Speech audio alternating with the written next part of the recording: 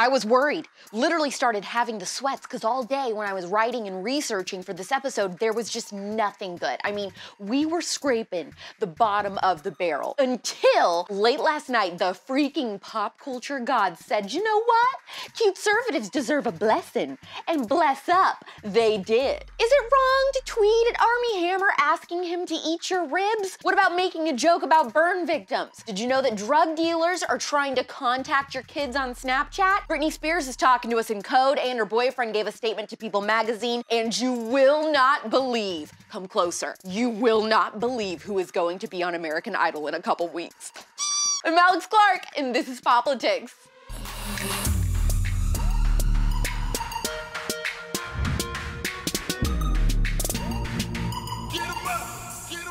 I'm about to say something kinda sexy. Just kidding, I'm about to say something kinda controversial. Hot. You say controversial stuff all the time. Abigail, don't draw attention to that because the new people may not know and I want them to think that it's a rare occurrence. You know? Ease them into it. Fine. There's one thing that no one is really talking about when it comes to cancel culture, what it has killed. And this story involving Real Housewives of Beverly Hills star Brandi Glanville really set off the light bulb for me. So Brandi tweets, "Dear Armie Hammer, you can have my rib cage. How do you just keep getting hotter and hotter? Hashtag let's barbecue." I have no plans to eat anybody. Of course, with everything going on with Armie Hammer right now, she starts getting ratioed basically from people saying stuff like, delete this, and this tweet is deplorable, there are very serious abuse allegations against this person, you are mocking these and all victims. I've always had compassion and empathy for you, even when your behavior didn't always warrant it. This has gone too far. Well, no one's gonna top that. Well, at first, Brandi refused to apologize because she said she was being funny, but then she caved and deleted it after the story blew up in the tabloids. A census taker once tried to test me. I ate his liver with some fava beans and a nice Chianti. A couple days later, Cardi B, who if you follow her on Twitter, she's always posting wild stuff, tweets a picture of a burn victim's hand and says, "I wanted a unique manicure. I love it." Have I said something? Look, there's no disputing that one of the byproducts of cancel culture has been the death of dark humor. Personally, I feel like I have one of the darkest sense of humors, but I don't let her out much because people nowadays are way too sensitive. But in these cases, I need the CUTEservative jury to weigh in. Funny or too far for these tweets? May I remind you, you are under oath. All right, this next story is really freaking sad, but also do not click out of here because this is potentially life-saving information for a teenager or friend in your life. Dr. Laura from the OWN network had a 16-year-old son named Samuel, and he just died from an overdose.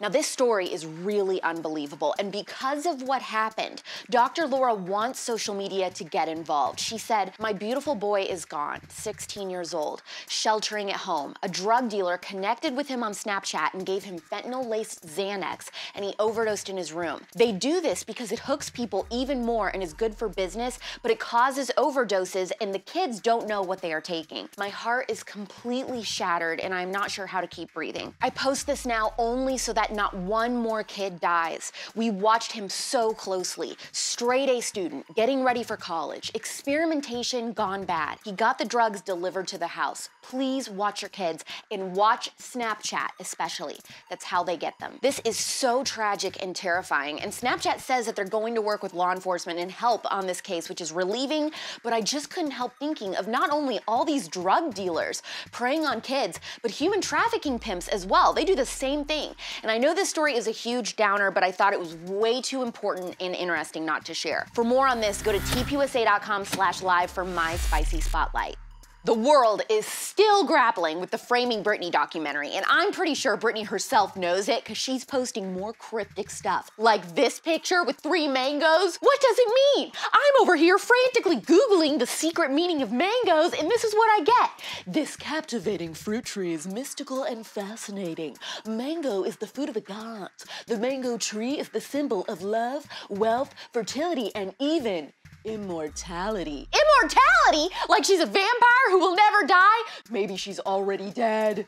Leave Britney alone! Here's something else. Her model boyfriend, Sam Asghari, told People magazine, "I have always wanted nothing but the best for my better half and will continue to support her. I am thankful for all of the love and support she is receiving. I am looking forward to a normal, amazing future together." I don't know if I trust you. Then he gave another statement and said, "Now it's important for people to understand that I have zero respect for someone trying to control our relationship and constantly throwing obstacles in our way.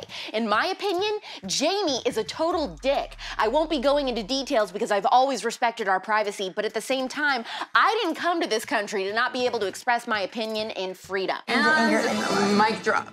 Now, I've seen some conspiracy theories that maybe Sam isn't even her boyfriend, but he's just a paid handler. What do you think about that? I don't know if I trust him. Something smells fishy. Damn straight something smells fishy. Do you remember back in November, Claudia Conway teased that she was trying out for American Idol in her Instagram story? Well, she's gonna be on the show's season premiere on Valentine's Day. Very nervous, but very excited. She's a social media sensation. I'm Claudia Conway. My parents are high-profile political figures. But will she get a ticket to Hollywood? We want an American Idol. I am so shocked, and I am not an American Idol fan in any way, shape, or form. I actually always joke that only old people like that show, but they have hooked me now with a TikTok star from a broken family. I want to look away, but I can't.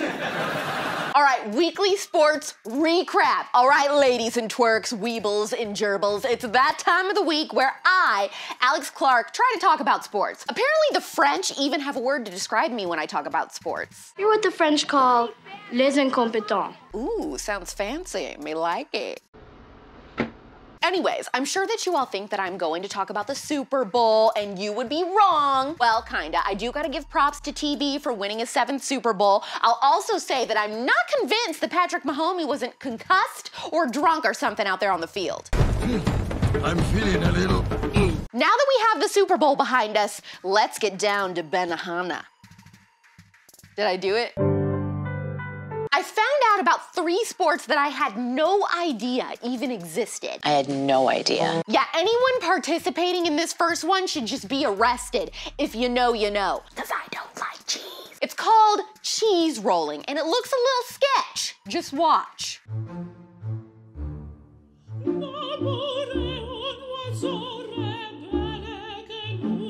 Actually, now that I think about it, these people kind of look like Mahomes did in the Super Bowl. Come on now, leave the man alone. It's played every year across the pond in Crumpet Land, and people travel from all around to essentially hurl themselves down a hill to chase after a cheese wheel. I refuse to eat cheese because I'm not a rat, so I would never ever play this sport, but at least it's interesting to watch. Now, if they rolled chicken nuggies or cinnamon rolls down a hill, then maybe I'd be interested. Huh! Chicken nuggets is like my family. Next up is proof that chivalry is not dead. The sport, wife carrying. And it is exactly what it sounds like, except they throw some obstacles in there like water, mud, fiery dragons, etc. Kinda sexy.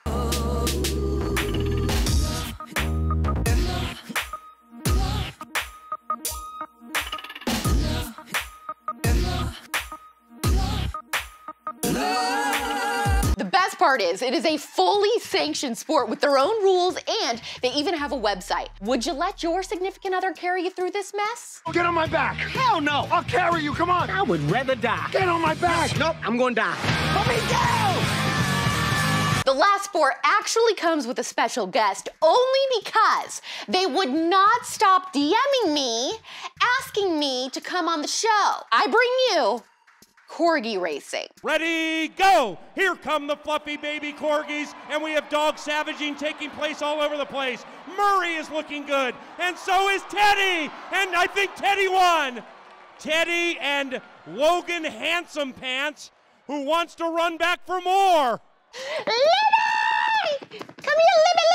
Hello! Hello! Come back! Get on the chair! No, come back! Oh, look.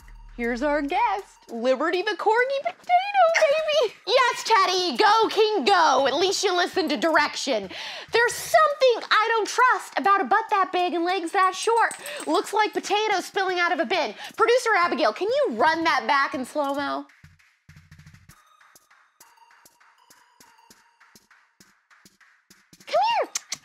Yes. Oh, come back. All right. Libby. Liberty, can you explain to me how you got so thick? Libby. I like 'em big. I like 'em chunky. Okay, thank you for coming. The POPlitics chapter of the show is now closed. Follow at Liberty and Corgis for All to keep up with her big hiney. We did it, baby! Woo! Woo! By the way, did any of you watch the Anna Nicole Smith special in 2020? I didn't realize that had come out last weekend, and everyone is talking about that too, so I want to check that out. She wanted to be a star. She wanted to be a mother. And Danny Lynn is her legacy. You are your mommy. You look just like her. Danny Lynn's a teenager now, and she doesn't really know a ton of things about her mom. As a dad who has a child whose mom's passed away, I thought, why not go back to Anna's beginnings? And to be really honest, I didn't know a whole lot about Anna, her early years. Anna Nicole Smith was the quintessential Hollywood bombshell. The tornado of fame had just sucked her down. You don't own me, I'm not your property, so take a shifty little beady eye off of me. Friday night. You think you know the whole story? You have no idea.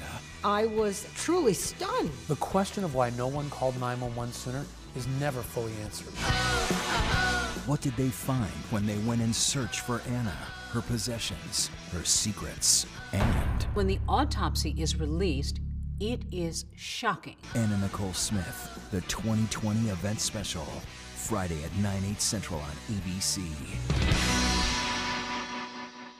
If you're new to POPlitics, and there are a lot of you, welcome to the CUTEservative family, BB. We are so glad to have you. Join the CUTEservatives Facebook group if you want to make some more personal relationships with us, and please support us by liking this episode, telling me in the comments if you think Brandi and Cardi went too far, and if you're gonna watch Claudia Conway's debut on American Idol. DM this episode to 2 of your friends who love Idol and Corgis, and hit the save button. You can also find POPlitics on Apple Music and Spotify, where you can subscribe and leave a 5-star review and tell everyone I'm the most fabulous little worm you've ever seen.